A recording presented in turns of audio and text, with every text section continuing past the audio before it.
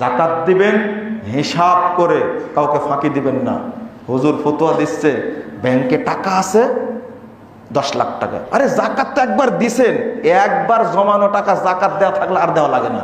এই হুজুরকে কি করার দেবেন বলেন তো দেখি, বুঝেন না মনে আপনারা, তাই না?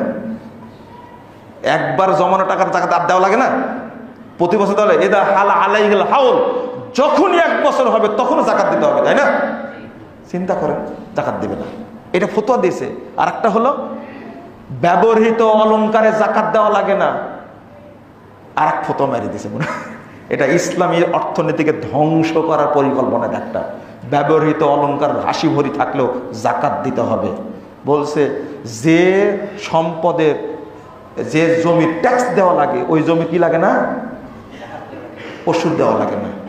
এই মিথ্যা কথার কারণে বাংলাদেশের হাজার কোটি লক্ষ মানুষ অসুর বের করে না। আল্লাহ বলছেন ওয়াতু হাক্কা হইয়া ওমা হাসাদি, যেদিন কাটবে সেদিন জাকাত দিয়ে দাও। অথচ জাল হাদিসটা নিয়ে এসে বলছে জাকাত দেওয়া লাগবে না।